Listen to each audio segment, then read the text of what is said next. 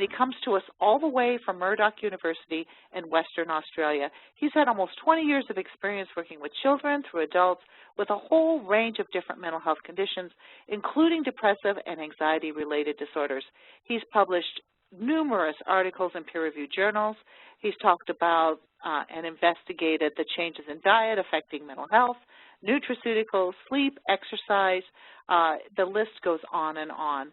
He has recently completed some clinical trials investigating the antidepressant effects of curcumin and also the herb saffron in people who are suffering with major depressive disorder. He is a strong advocate of psychological, nutritional, and lifestyle-based interventions to enhance mental health, and he continues to conduct research in this area. I think you're in for a treat tonight, and I would like to introduce to you Dr. Adrian Lopresti. Welcome, Dr. Lopresti. Good evening. How is everyone? And you sound wonderful, and you're from halfway around the world. Where are you right now? Yes, I'm in Perth, Western Australia, so a fair distance away from you guys. Excellent, excellent. Well, thank you so much for joining us from so far away, and we look forward to your presentation. All right, thank you. Okay, so certainly, I wanted to today cover the concept or the area of inflammation and mental health, because that's an area that's been receiving a lot of interest over the last decade in particular, and just want to really just go through some of the research linking inflammation and mental health, how it might affect mood, and some of the causes of inflammation, where the inflammation may be coming from, and then finally go into some solutions on how we can reduce inflammation and then in turn improve mood. So we'll be going through these slides, and if anybody has any questions, certainly just pop them up. So if we think about current treatments for mental health problems, there are usually, well, there's primarily two that are most commonly used. The first is pharmaceutical medications, and these can include antidepressants, which include SSRIs, which increase serotonin levels, are the primary ones that are used. There's another class of medications called mood stabilizers. There are antipsychotics that can be used, particularly with people with I suppose, psychosis-related symptoms, and bipolar disorder is often used. And there's also a class of medications which I suppose are aimed at kind of reducing kind of stress and anxiety.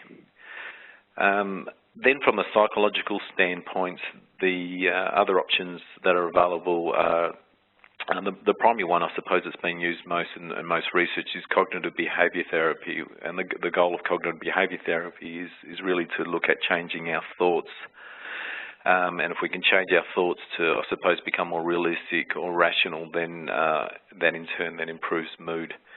And then more recently, there's lots of interest in therapies referred as mindfulness-based therapies, and mindfulness is, I suppose, a form of meditation where it's looking at trying to help people to become more present. And when we're present, we can kind of deal with the reality of the situation rather than the thoughts and images that are occurring in our head. So they're probably the primary two forms of treatments that are available at the moment. In terms of their effectiveness, medications and psychological therapy are equally effective. So medications probably work a little bit quicker than psychological therapies, but overall they're pretty similar in their effectiveness. So generally the studies kind of confirm that about 30% fully recover, 30% partially recover. This is more in relation to kind of depression.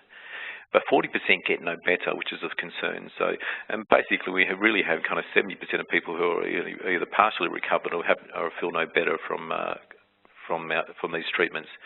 If you combine the two together, they generally kind of work a bit better. The problem with medications is that there's several adverse effects: so weight gain, nausea, headaches, increased appetite.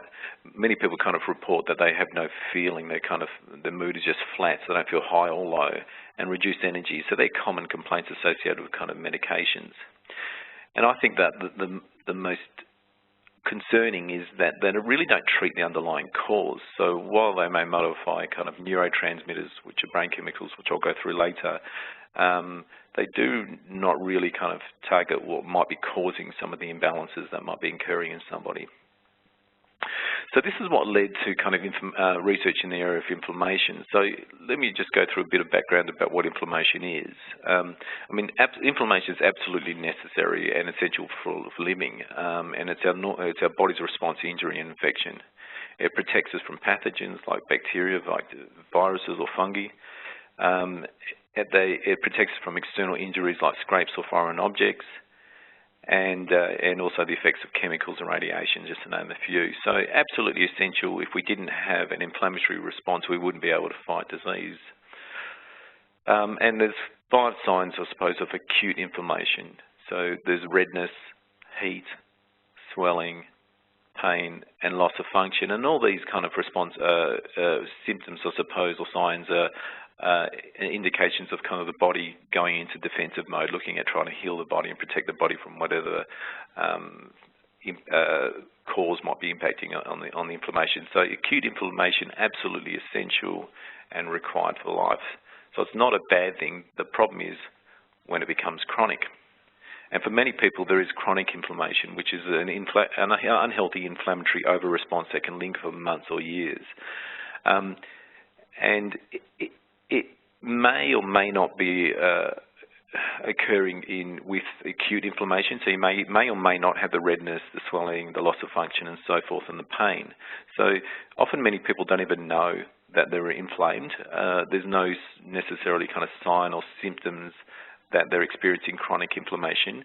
And the way that we've kind of looked at inflammation from a mental health standpoint is really look at some of the blood markers and urinary markers. So several markers in our blood can rise when we're inflamed, and that's where the studies kind of looked at measuring these markers in blood. And basically, the research has confirmed that inflammation is generally increased in people with mental health problems, particularly in the area of depression. So so inflammation has received a lot of media attention over time, and the problem with inflammation is that chronic inflammation can actually damage most organs in the body, including the brain. So the brain is certainly not protective against inflammation, and that's where it may impact on mental health from that standpoint. So the research confirms that in the area of depression, for example, that people with depression overall, if you compare people with depression against healthy samples, that people with depression have increased levels of inflammation as measured by blood markers. Having higher inflammation also increases the risk of suffering from depression. So if you have inflammation, if we measure your say, for example, your C-reactive protein, which is a marker of inflammation in the blood, and it's high, and you don't suffer from depression at the moment, you're at greater risk of suffering from depression in the next 5 years. So having inflammation is certainly a risk factor for suffering from a mental health disorder. The research has also shown that having inflammation decreases the success of traditional treatments for depression. So if you have high levels of inflammation, your effectiveness, the ability of kind of pharmaceutical medications and cognitive behavior therapy decrease. So they don't work as well. So we really need to kind of target the causes of inflammation. If you are successfully treated from your depression, then inflammation usually reduces, which is a positive sign, so indicating that the inflammation must be playing a role in our mood. Some of the research is also showing that over time, pharmaceutical antidepressants can also have an anti-inflammatory effect. So it may be the issue with kind of pharmaceutical medications is that it increases kind of serotonin. It may increase, for example, serotonin in our brain or serotonin availability in our brain.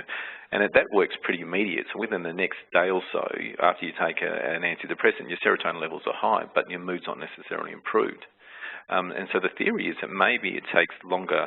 The reason why it takes so long for antidepressants to work is that the mood lifting effect might be via its anti-inflammatory effects. And a couple of interesting studies that occurred probably about 10 years ago was that, this is what led me to look at the area of inflammation and mental health, was that they used anti-inflammatory drugs to improve mood. So there was one study, or a couple of studies, where they had people on antidepressants, and they gave them an antidepressant plus a pharmaceutical anti-inflammatory, and they did far better than people who were just on the antidepressant on their own. So it seemed like the combination of the two had a really positive mood-lifting effect. The problem is, there's several side effects associated with anti-inflammatory drugs, particularly over the longer term. So we really want to look at kind of natural forms of, or natural ways to reduce inflammation. So most of the research has been in the area of depression with regards to inflammation, but inflammation is also seen in several anxiety-related disorders. So there's been inflammation found in people with panic disorder, agoraphobia, and obsessive-compulsive disorder. Inflammation is found in people with bipolar disorder, which is basically the highs, people who experience highs and lows. And also inflammation has been found in people with schizophrenia and ADHD, interestingly, too. So, and that's what's led me to kind of do some research in the area of ADHD, which I'll talk about later. And the other area, I suppose, is autism. Certainly a lot of kids with autism have high levels of inflammation. So how does inflammation affect mood? Well, one of the things that it does is that it actually influences our mood-lifting neurotransmitters. So for those of you who don't know, neurotransmitters are brain chemicals, or chemicals in our brain that help transmit information. And a couple that have been primarily kind of linked to mood, one's called serotonin and dopamine. So the theory there is that if serotonin is low or dopamine is low, then our mood will be adversely affected. And what the research shows is that inflammation actually reduces serotonin. So now lowered serotonin can impact on kind of mood, sadness, lower serotonin is also associated with sleep problems and appetite problems. So rather than the traditional treatment where pharmaceutical antidepressants increase serotonin, it doesn't, as I said earlier, it doesn't necessarily treat the cause. And maybe one of the causes is inflammation. So people might actually be low in serotonin because of inflammation going on in their body, which then kind of impacts on the production and breakdown of serotonin. And inflammation also reduces dopamine levels. And dopamine is our neurotransmitter which is associated with pleasure, drive, and also attention. So it could be that the reduced, the inflammation is having a negative effect on dopamine, and by theoretically decreasing inflammation, we might be able to have a positive effect on these neurotransmitters.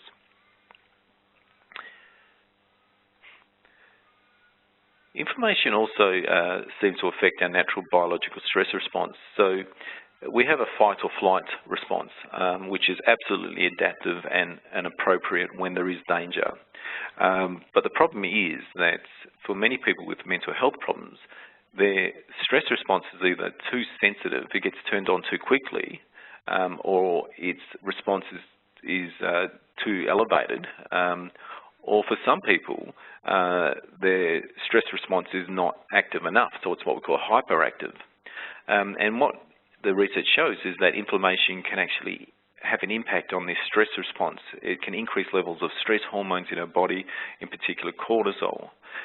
So it could be that the inflammation that starts then elevates cortisol levels, and then the cortisol levels then makes us kind of our heart rate faster, our breathing rate faster, we feel tense, our mind's racing, and so forth. So it could be that inflammation is having an impact through modifying our stress response. Inflammation also seems to kind of turn on brain structures that alert us to danger. So it has an impact on kind of turning on a particular area of the brain known as the amygdala, and that area of the brain is associated with fear. So it could be that inflammation is kind of having turning on that particular area, and then that makes us more kind of aware of fear and danger in our environment, and that's where, particularly around kind of the anxiety, it might be having a negative impact. Over time, inflammation also is, inflammatory hormones are toxic to the brain, so actually can lead to deterioration in several areas of the brain. So it is, as I said earlier, inflammation can affect all organs, including the brain. And inflammation also increases concentrations of damaging free radicals. So we have, and so free radicals are normally produced in our body, which is fine, but when there's extra inflammation, too many free radicals are being produced, and the research kind of confirms that free radicals can damage, again, all parts of all our organs, including the brain again.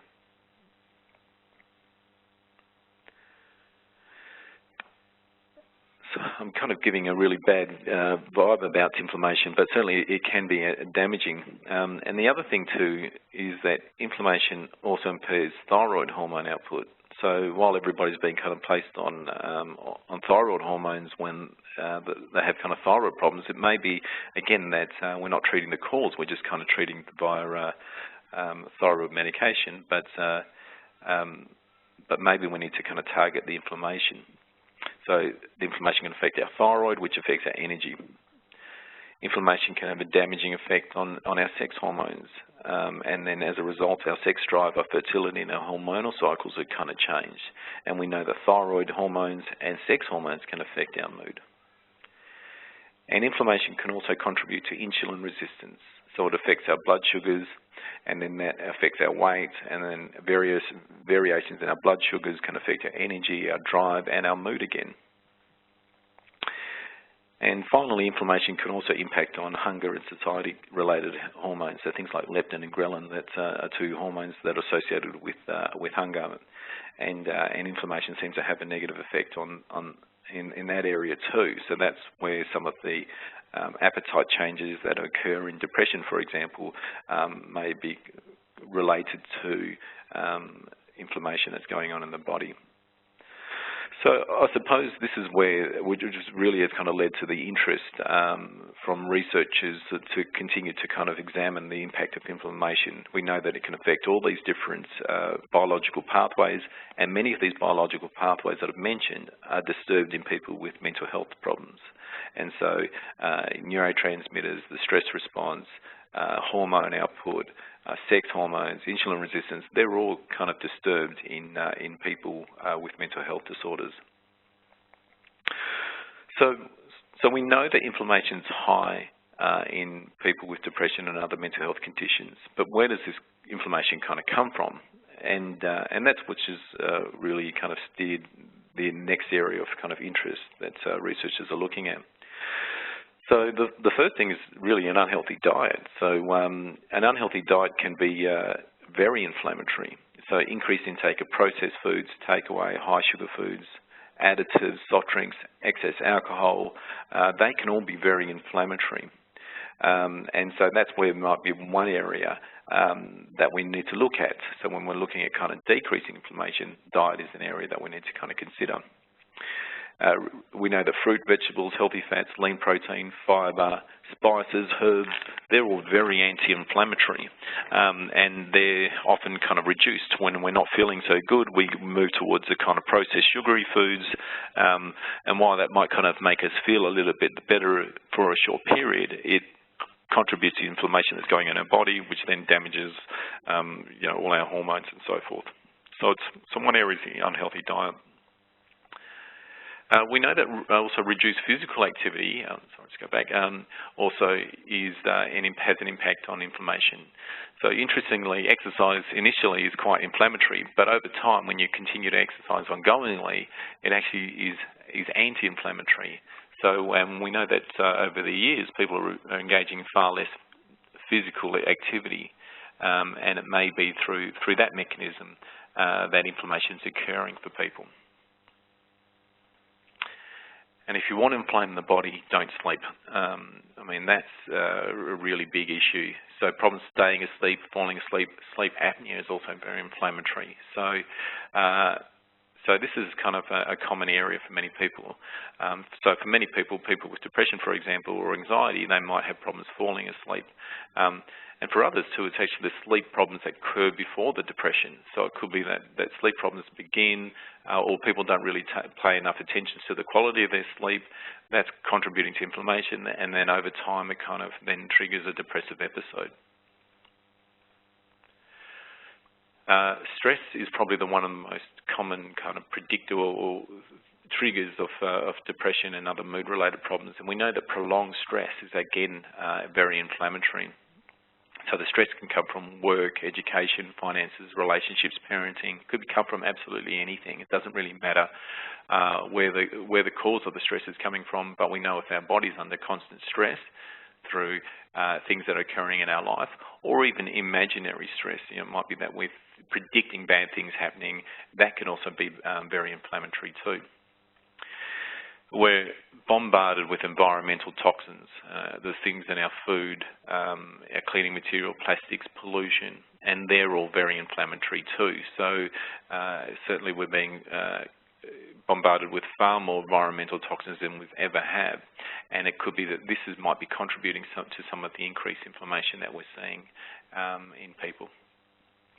Interestingly, also some medications can be a problem, and in particular things like, let's say, for example, while antidepressants, some medications, for example, can, like say for antibiotics, while they can help fight disease, they can also damage the lining of the gut.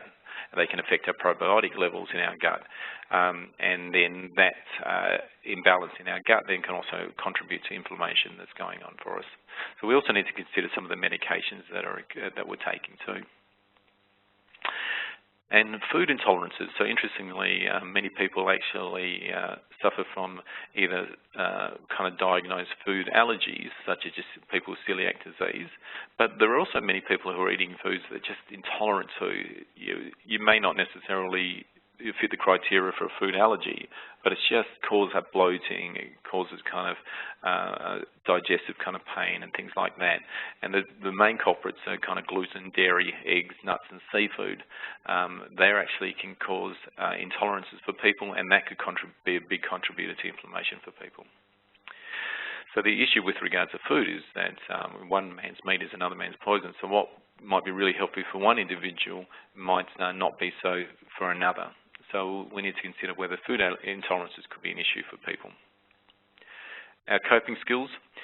If you want to increase inflammation in your body, just continue to worry and ruminate, and continue to focus on the problems. Spend all day thinking about how you can solve a problem that may not be solvable, and I guarantee that your markers in your blood associated with inflammation will increase. So we know that people who worry and ruminate and obsess over things, that can be very inflammatory. And interestingly, social support, having good social support is actually anti-inflammatory. So we know that it seems as though having good social support and having good kind of using people for support, whether it be practical or emotional, can have a positive effect. And the problem these days is that we're becoming more and more isolated, and then that can then contribute to some of the inflammation that's going on.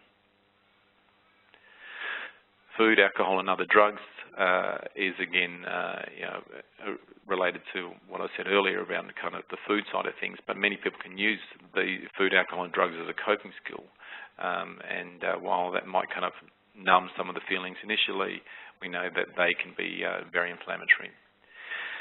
And finally, having any medical condition, most of our medical conditions are associated with inflammation. So having an autoimmune condition, cardiovascular disease is very inflammatory, metabolic syndrome, obesity. And we know that fat cells are very inflammatory too. So we're having too much kind of body fat can also increase inflammation.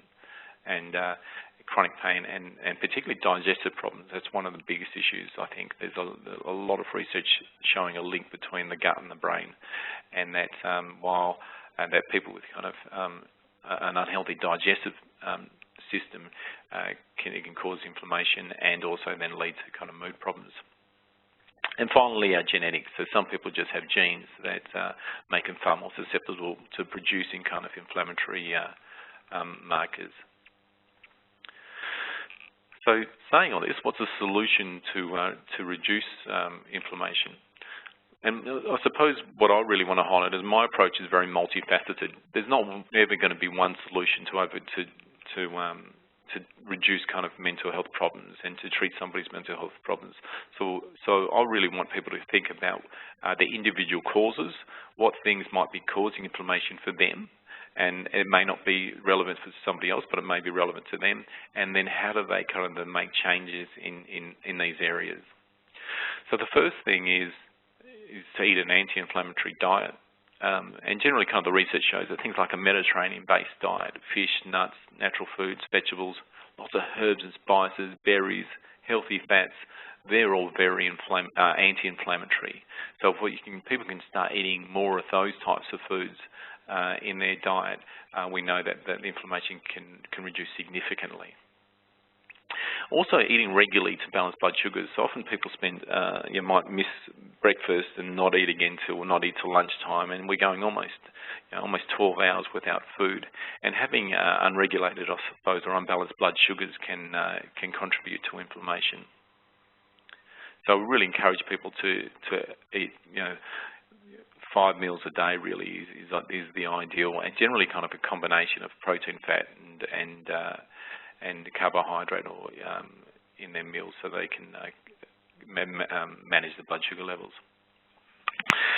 Avoid allergenic foods.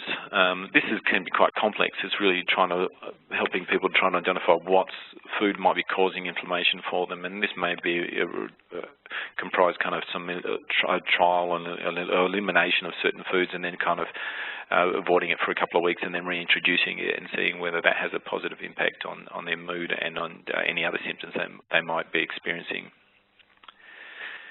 Increase exercise and physical activity. So if somebody's not exercising, or if also, I suppose the other thing I need to point out is if they're exercising too much, that can also be, so it's all about balance with regards to exercise. Too little's not great, too much is also not great. So physical activity and exercise reduces inflammation by lowering inflammatory hormones and also body fat. Also what exercise does is that I said earlier how ruminating, obsessing about our problems can also be very inflammatory. So what exercise does is it moves your focus away from your problems and helps you kind of release for a period, concentrate on what you're doing. It might be walking, running, going to the gym. It might be walking and talking to somebody at the same time. So at least you're moving your focus away from the problems in your life, and you're at least now being far more present, concentrating on the exercise. Exercise is comparable to psychological therapy and antidepressants. So we really need to remember that. In terms of the types of exercise, duration, intensity, and format, we really don't know yet. So really the recommendation is to engage in regular exercise, and the one that you enjoy. It doesn't really matter which one you need to choose at the moment. And generally with regards to exercise, it's more, while going for a run today might make me feel better today, it's more engaging in an exercise program for at least 10 weeks. That seems to have more the durable effects on mood. If you want to improve mood, you need to make sure your sleep patterns are good. And I know this can be difficult for many people, but really it's about trying to develop a really good sleep hygiene. Going to bed at the same time, avoiding coffee, not eating too much before you go to bed, having a comfortable bedroom environment, and things like that. There's plenty of information on the internet and great books on sleep that if you're suffering from sleep, I really encourage you to dedicate some energy to improve your sleep patterns. There's also several natural nutrients that can help promote sleep, and I've listed some of them there, which have, these are the ones that have, I suppose, the most research-based around improving sleep. And also learn to relax. So if we can kind of learn relaxation techniques, it can be slow diaphragmatic breathing, progressive muscle relaxation, meditation. I think that's a really important skill to learn. When it comes to relaxation, it is a skill, and so therefore it takes practice. And I encourage a lot of my clients to just dedicate a few weeks of practicing relaxation, trying different ones and seeing which one works for them, and really not to look for any kind of benefits initially. It may be more longer term as I really learn the skill of relaxation.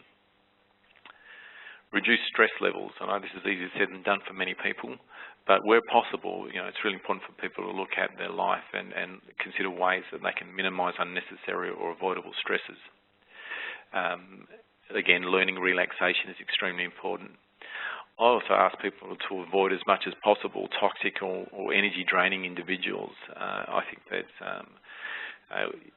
if possible, people really need to consider that, particularly when their mental health is suffering. I think we feed off other people, and if they're very negative and toxic and create stress in ourselves, then that can have a damaging effect on us. So we need to kind of avoid those people, and really try to be around people who are far more positive and so forth. I know easier said than done for a lot of people, but it's about really minimising exposure there. And where possible, certainly psychological therapy such as cognitive behaviour therapy may be warranted for people. So while psychological therapy, the theory there is that it affects the way that we think, some of the research is actually showing that psychological therapy is actually also very anti-inflammatory. So it may be via its kind of change in thoughts, and then also that it has a really positive impact on our physiology. And I also ask people to engage in soothing activities, whatever that might be. And I ask people to think about your senses, our sight, our hearing, our touch, our taste, and using all those senses going, okay, what things can you look at that make you feel good? What things can you listen to that make you feel good, that help soothe you? What things can you smell? So, a lot of people use aromatherapies and things like that. So really considering some of the things that kind of are soothing for them.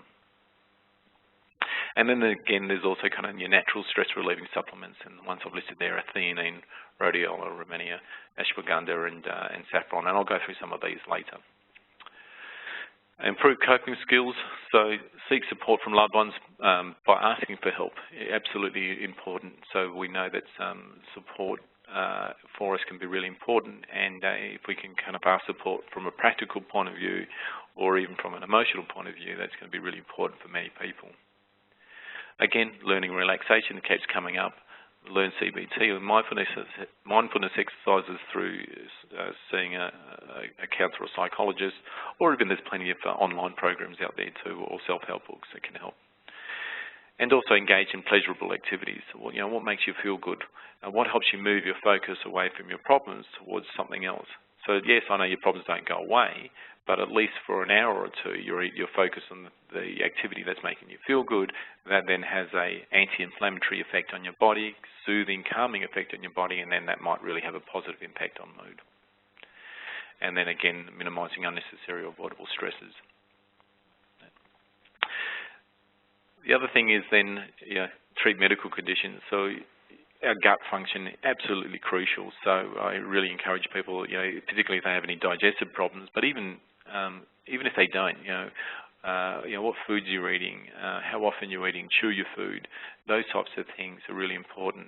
But if you're suffering from digestive problems, I encourage you to really try to heal your gut through dietary changes, through reduction of stress, because stress can also impact in our gut function, and also through the use of certain herbs and natural nutrients can be really healing for the gut.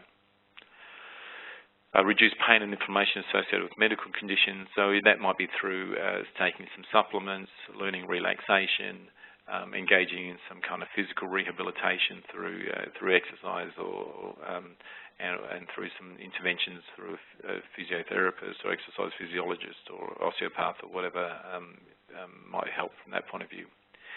And here, just really engage in healthy lifestyle practices. They're really, often we think about medical conditions being treated through medical treatments, but the reality is that our lifestyle can have a significant impact on our medical, on our physical health, and even things like cardiovascular disease, where often statins are used to treat them. I mean, stress is one of the main kind of contributors to heart disease. So if we can improve our management of stress, then we can also have a positive impact on a cardiovascular disease. And also just reduce, again, kind of I mentioned earlier, some medications can have an impact. And medications can also reduce some of the vitamins and minerals in our body that are essential for reducing some of the hormones. So I'm not saying to go off medications, but where necessary, where appropriate, really kind of reduce unnecessary medications, and always in consultation with a medical practitioner. Finally, the last one I think is really important is to enhance spiritual health, and whatever that might be for somebody. That may be a religion for an individual, but ultimately I think it's about having a life purpose. What are you here for? It doesn't mean that you need to be here to save the world, but where's your role? What's your purpose? How can you make a difference to yourself and to others in your life? And I think that's really important for people to look at their values and look at engaging in behaviours that kind of fit with their values. And also about increasing connection to others. I think that's really important from a spiritual point of view, and to the environment. So from a supplements point of view, mindful of time. Some of the important ones I think really can be really useful are B vitamins. B vitamins are really crucial for the production of neurotransmitters such as serotonin. They also can have, some of the research shows that they also can have an anti-inflammatory effect. So I think it's really important for people to take a good quality B complex on a daily basis. Fish oils, there's lots of research around fish oils, and I think fish oils are extremely important for brain health. They're potent anti-inflammatories, and they also, what they do is actually make the cells in our brains more sensitive to neurotransmitters. So while they don't necessarily increase kind of serotonin levels in our brain, it just makes kind of the serotonin that we have in our brain more available. And generally, kind of the research shows that the fish oils with high levels of EPA are the ones in fish oil we have DHA and EPA.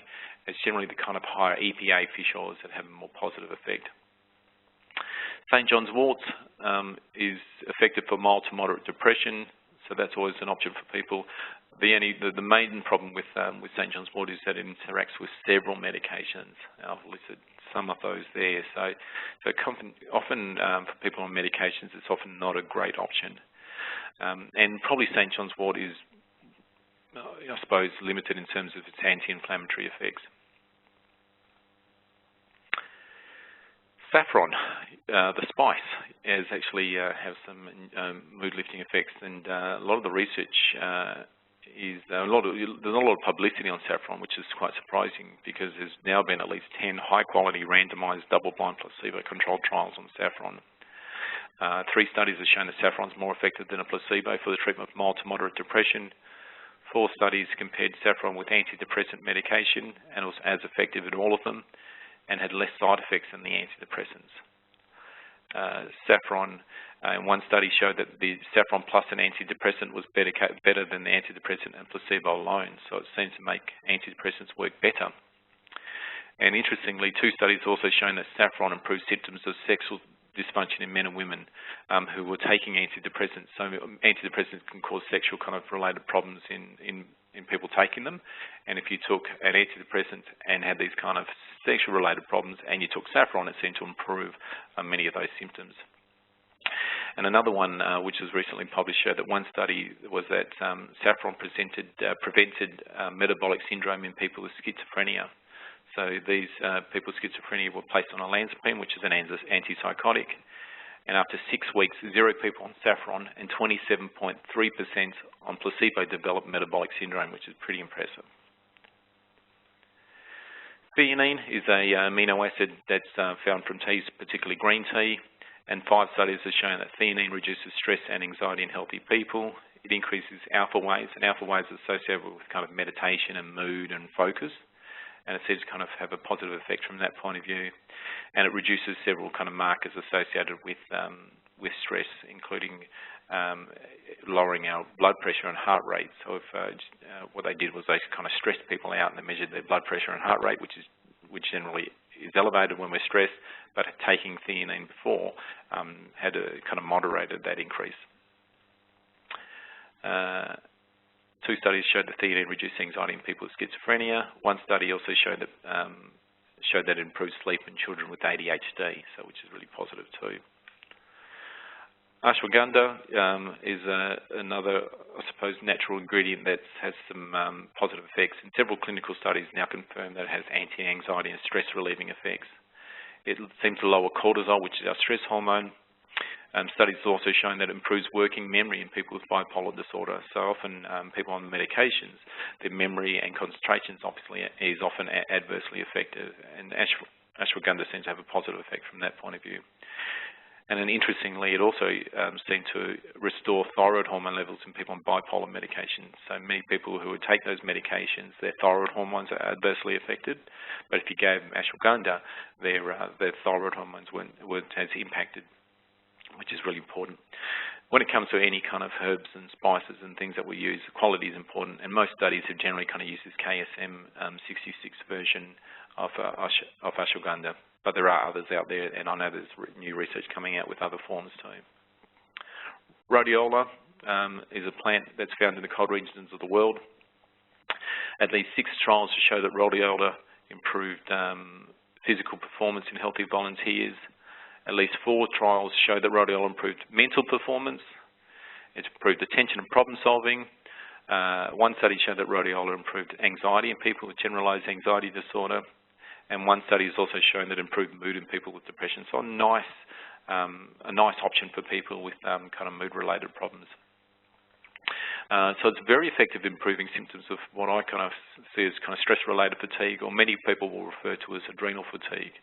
So if you have symptoms of fatigue or exhaustion or non-refreshing sleep, so you wake up feeling unrefreshed, if you have sleep disturbances, if you feel overwhelmed or unable to cope, if you have a craving for salty or sweet foods, these are kind of all the symptoms associated with this adrenal fatigue syndrome.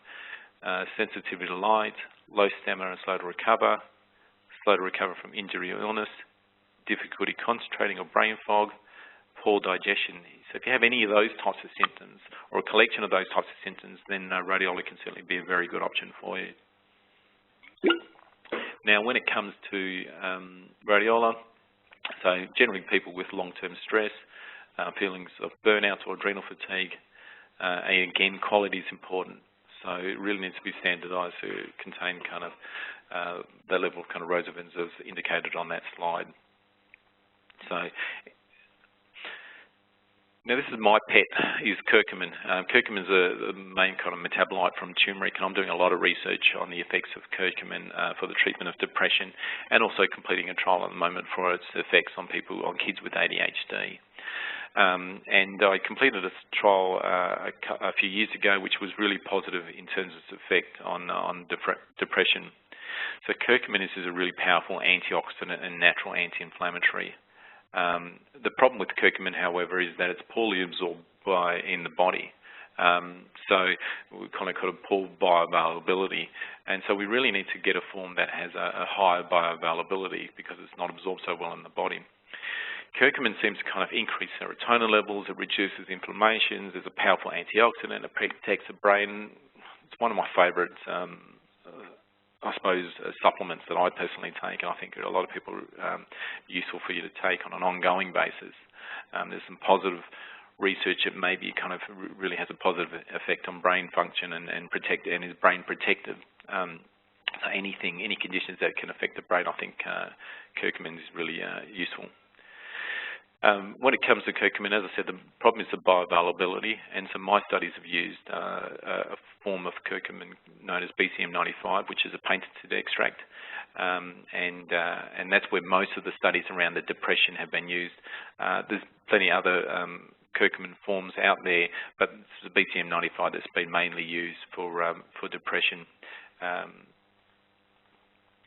So several clinical studies have now been completed. It's more effective than a placebo. It lowers depression, and actually some of the research that I'm kind of finding is that it actually has a positive effect on anxiety too.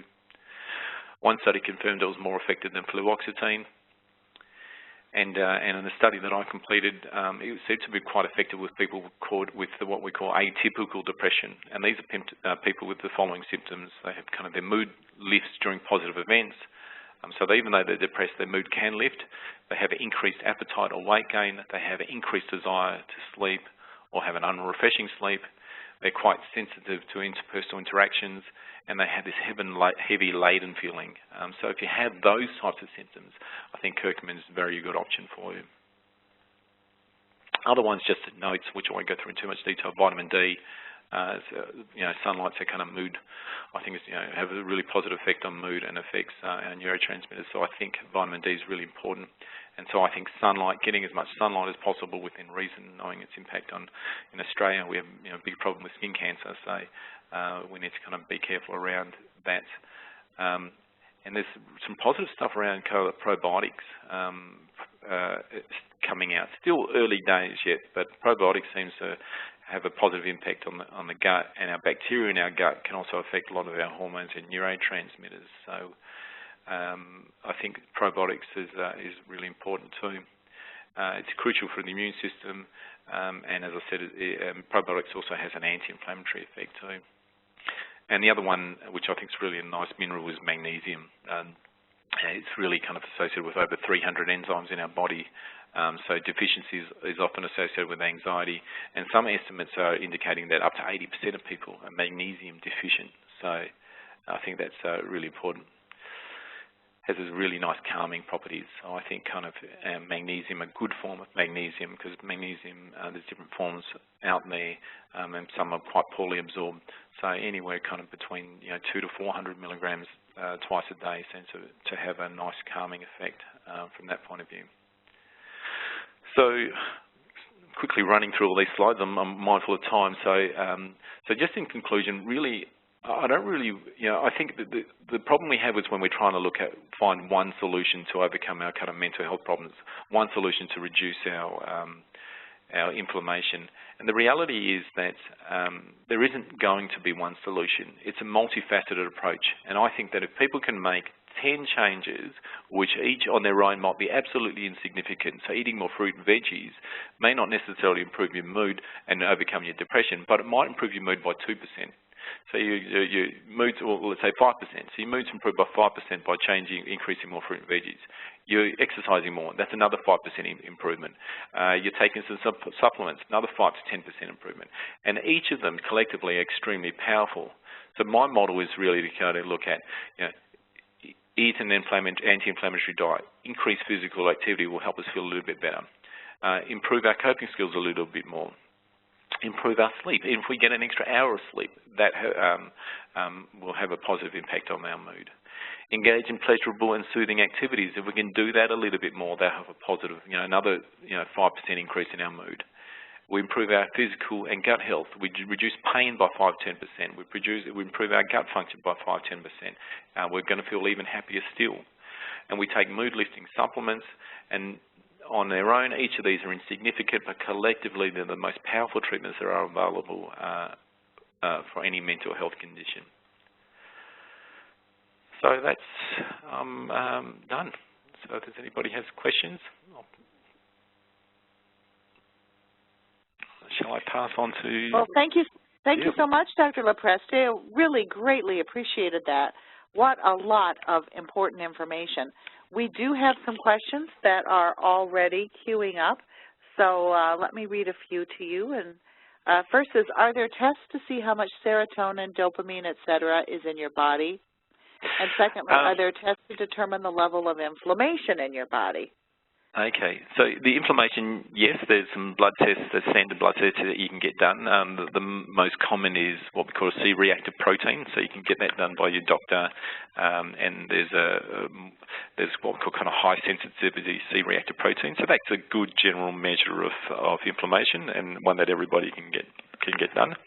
And then there's other markers that are available, but that's probably the first one that I would look at. In terms of markers for serotonin and dopamine, there are some companies that are doing some measurements of neurotransmitters through urine. Now, I'm still not convinced yet that they're that reliable, but I'm happy to kind of look at the evidence there. But I mean, so there might be an option there for people. They're quite expensive though, but they might be an option for people, particularly if they're still struggling with their mood and they want to really kind of narrow down some causes. So there is a possibility for that. Right. That third part of the question was tests for vitamin D and magnesium. So I know there's a vitamin D test. Do doctors test regularly for magnesium? They may do. So certainly the vitamin D is simple, and that can be done. Magnesium, there is a blood test, a serum magnesium that can be done. I'm not a huge fan of it. I think that generally people with the magnesium, they already show low when it's really, really deficient, and our body has a way to kind of regulate the blood levels. So if our levels are low, then it will just kind of pull magnesium from our tissues to maintain our magnesium. But absolutely worth getting done. It's if you can get them done. Not aware of the system in the US, but we can get it done here in Australia for free. So but in the US it probably costs you, so you just need to kind of be aware of the pros and cons of getting it done. But there are ones available. So. Oh, excellent. Here's another question about children. When children have OCD, anxiety disorders, childhood depression, do you believe that that's also related to inflammation? And if so, is it as strongly correlated as in adults? Most of the research has been done in the area of adults, but there are some studies showing inflammation in children. I'd say the answer is yes. It's just that adults are usually the area that kind of researchers look at first, but I think absolutely, I think you've really got to look at those factors that are going on that might be contributing to inflammation in a child, and whether it's inflammation or not, making those changes that I've suggested will have definitely a positive impact on child's mood. So. Here's a question on the gut milieu, because and I know I've read as well that more and more attention is being paid to what is the probiotic family in the intestines, and what is its composition, and how does that relate to not just mental health but all kinds of health. So have there been any studies that have shown that using a probiotic blend of some sort or a prebiotic, like different kinds of fibers, will improve mental health symptoms? There have been some studies that have looked at probiotics for mental health that are published. Off the top of my head, I can't give you the strains that they use, but there's been a couple of studies that have been done. I think we're still early days to try to be definitive in understanding of which probiotic strains there are, but there's probably some companies out there that have a mix of probiotics. I would probably initially just kind of look at a general strain, a general good high-quality probiotic first, and go with that rather than trying to choose a mental health or mood-lifting strain of probiotics yet. I don't think we're at that stage yet. Okay. Also, here's another one, just came in. How long do you think a person should take the supplements you recommend before expecting results? It's quite interesting, actually. With the studies that I've done, basically what I found, I had kind of, in my studies, I've recruited real people. So, and what I mean by that is that a lot of studies will kind of exclude people who've got this condition or got this symptom, and they're really nice, kind of healthy people, but they're not necessarily representative of the population. So I had really kind of people with a whole bunch of life factors and long-term depression and so forth that I recruited for my study. And what I found was that that in the first 4 weeks, there's not really a lot of difference between the placebo and the curcumin or saffron, for example. But after the first 4 weeks, that's when the improvement started occurring. So I'm thinking at least 4 weeks for it to start taking effect, and I'd probably go for at least 3 months because we really want to reduce inflammation, we want to heal the body, and that's going to take some time. So I would go for at least 3 months on the supplements. I'm not saying that mood won't improve initially straight away for some people, but I would give it a good 3 months. Here's an interesting question. They're saying that have there been studies showing that drugs like aspirin and ibuprofen alleviate depression, even though they have bad side effects? Yep. There's been studies showing that there wasn't particularly ibuprofen, but it was a COX-2 inhibitor, I think it was, that they used, and yes, it did have a very positive effect on mood.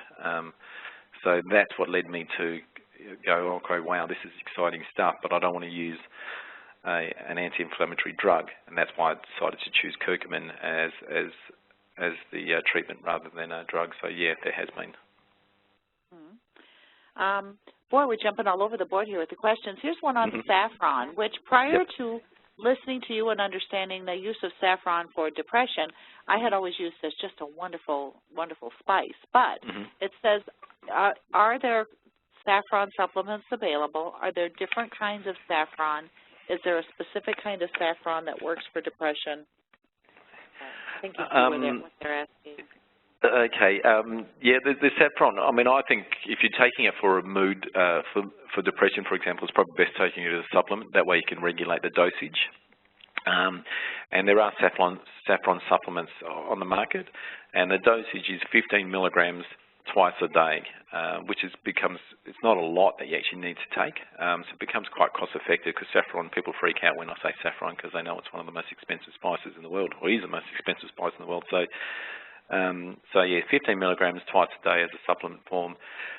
Generally, kind of people generally use the stigma from the saffron, but even some of the research has shown that the petal's been affected, but I think I'll still kind of stick with the stigma first. Oh, excellent.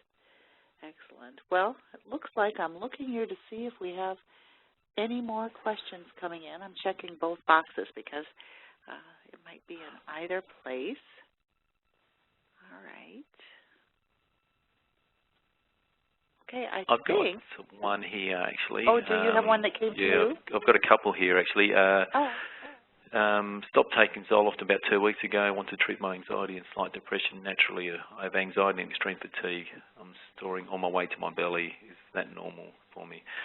Don't sleep well. I mean, sleep is really, if you want to put on weight, don't sleep. So I think really if you're going off your medication, you really need to work on good sleep hygiene and really look at some of the recommendations around sleep and improving sleep, and also taking natural sleep kind of promoting supplements out there, your magnesium, your valerian, your glycine. There's a whole bunch of different ones available for sleep. Is there a preferred form of magnesium? Steer away from the magnesium oxide, because magnesium oxide is poorly absorbed in the body, so I would try to steer away from that. They're the two I've got, yep. Well, those are the two you received.